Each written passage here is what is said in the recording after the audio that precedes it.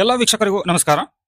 ಈ ಮೇ ತಿಂಗಳಲ್ಲಿ ಹೊಸ ಬಿಪಿಎಲ್ ಅಥವಾ ಎಪಿಎಲ್ ರೇಷನ್ ಕಾರ್ಡ್ಗೆ ಹೊಸದಾಗಿ ಅರ್ಜಿಯನ್ನ ಸಲ್ಲಿಸಬೇಕು ಅಂತ ಹೇಳಿ ಯಾರೆಲ್ಲ ಅನ್ಕೊಂಡಿದ್ರು ಅವರಿಗೆಲ್ಲರಿಗೂ ಕೂಡ ಅವಕಾಶವನ್ನು ಕೊಟ್ಟಿದ್ದಾರೆ.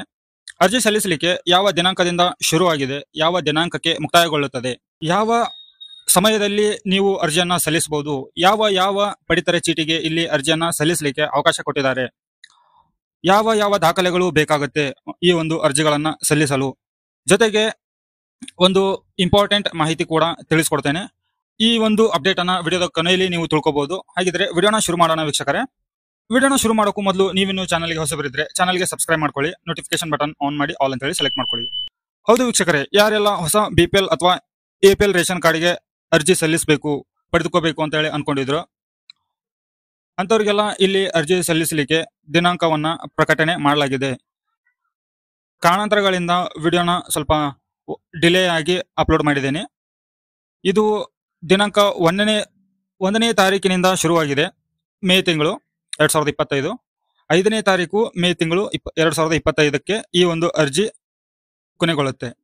ಅರ್ಜಿ ಸಲ್ಲಿಸಲಿಕ್ಕೆ ಸಮಯ ಬಂದ್ಬಿಟ್ಟು ಮಧ್ಯಾಹ್ನ 1 ಗಂಟೆಯಿಂದ ಮಧ್ಯಾಹ್ನ 3 ಗಂಟೆವರೆಗೂ ಮಾತ್ರ ಇಲ್ಲಿ ಅವಕಾಶ ಪ್ರತಿದಿನ ಇರುತ್ತೆ. ಸೊ ಇಲ್ಲಿ ಹೊಸ ರೇಷನ್ ಕಾರ್ಡ್ಗೆ ಅರ್ಜಿ ಸಲ್ಲಿಸಲಿಕ್ಕೆ ಬೇಕಾಗಿರುವಂತ ದಾಖಲೆಗಳು ಏನೇನು ಅನ್ನೋದನ್ನ ತಿಳ್ಕೊಳ್ಳೋಣ. ಇಲ್ಲಿ ರೇಷನ್ ಕಾರ್ಡಿಗೆ ಸೇರುವಂತ ಎಲ್ಲಾ ಸದಸ್ಯರ ಆಧಾರ್ ಕಾರ್ಡ್ ಬೇಕಾಗತ್ತೆ. ಎಲ್ಲಾ ಆಧಾರ್ ಕಾರ್ಡಿಗೆ ಲಿಂಕ್ ಇರುವಂತ ಮೊಬೈಲ್ ನಂಬರ್ ಬೇಕಾಗತ್ತೆ. ಕುಟುಂಬದ ಯಾರದಾದ್ರೂ ಒಬ್ಬರದು ಜಾತಿ ಮತ್ತು ಆದಾಯ ಪ್ರಮಾಣ ಪತ್ರಗಳು ಬೇಕಾಗತ್ತೆ. ಒಂದ್ ವೇಳೆ ನಿಮ್ಮ ಕುಟುಂಬದಲ್ಲಿ 6 ವರ್ಷದ ಒಳಗಿನ ಮಕ್ಕಳು ಇದ್ದರೆ ಅವರ ಜನನ ಪ್ರಮಾಣ ಪತ್ರ ಬೇಕಾಗತ್ತೆ.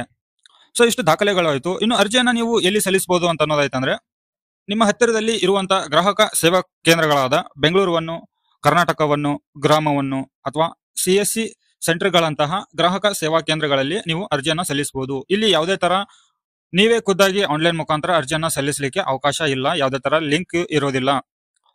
ಸೊ ವೀಕ್ಷಕರೇ, ಇಲ್ಲಿ ಒಂದು ಅಪ್ಡೇಟ್ ಅಂತ ನಾನು ಹೇಳಿದೆ, ಒಂದು ಇಂಪಾರ್ಟೆಂಟ್ ಅಪ್ಡೇಟ್ ಅಂತ. ಆ ಒಂದು ಇಂಪಾರ್ಟೆಂಟ್ ಅಪ್ಡೇಟ್ ಏನಪ್ಪಾ ಅಂತಂದ್ರೆ, ತುರ್ತು ಚಿಕಿತ್ಸೆಗಾಗಿ ಎಮರ್ಜೆನ್ಸಿ ಮೆಡಿಕಲ್ ಅಂತ ಇರುತ್ತಲ್ವಾ, ಅಂತವ್ರಿಗೆ ಏನಾದ್ರೂ ರೇಷನ್ ಕಾರ್ಡು ಬೇಗನೆ ಬೇಕು ಅಂತಂದ್ರೆ, ತಕ್ಷಣ ಬೇಕು ಅಂತಂದ್ರೆ ಅರ್ಜಿಯನ್ನ ನೀವು ಎಲ್ಲಿ ಸಲ್ಲಿಸಿರ್ತೀರೋ ಆ ಒಂದು ಜಿಲ್ಲೆಯಲ್ಲಿ ಅಥವಾ ತಾಲೂಕಿನಲ್ಲಿ ಫುಡ್ ಆಫೀಸ್ ಇರುತ್ತೆ. ಆ ಒಂದು ಫುಡ್ ಆಫೀಸ್ಗೆ ಹೋಗ್ಬಿಟ್ಟು ನೀವು ನಿಮ್ಮ ಅರ್ಜಿ ಅಕ್ನಾಲೇಜ್ಮೆಂಟ್ ಅನ್ನ ಕೊಟ್ರೆ ತಕ್ಷಣ ನಿಮ್ಮ ಒಂದು ರೇಷನ್ ಕಾರ್ಡ್ ಅನ್ನ ನೀವು ಪಡೆದುಕೋಬಹುದು. ಇದು ಬಹಳ ಇಂಪಾರ್ಟೆಂಟ್ ಆಗಿರುತ್ತೆ. ಈ ಮಾಹಿತಿ ತಮಗೆ ಉಪಯೋಗ ಅನಿಸಿದ್ರೆ ವಿಡಿಯೋಗೆ ಒಂದು ಲೈಕ್ ಕೊಟ್ಟು ಚಾನೆಲ್ಗೆ ಸಬ್ಸ್ಕ್ರೈಬ್ ಮಾಡಿ. ಇಂಥ ಮಾಹಿತಿಗಳು ನಿರಂತರವಾಗಿ ನೋಟಿಫಿಕೇಶನ್ ಬರ್ತಾ ಇರುತ್ತೆ. ಆದಷ್ಟು ಎಲ್ಲರಿಗೂ ಈ ಒಂದು ವಿಡಿಯೋನ ಶೇರ್ ಮಾಡಿ. ಯಾರಿಗೆಲ್ಲ ಅಗತ್ಯ ಇದೆಯೋ ಅವರು ಕೂಡ ಉಪಯೋಗ ಪಡೆದುಕೊಳ್ಳಿ. ಸೊ ವೀಕ್ಷಕರೇ, ಮತ್ತೆ ಹೊಸ ಮಾಹಿತಿಯೊಂದಿಗೆ ಸಿಗ್ತೀನಿ. ಅಲ್ಲಿವರೆಗೂ ಜೈ ಹಿಂದ್.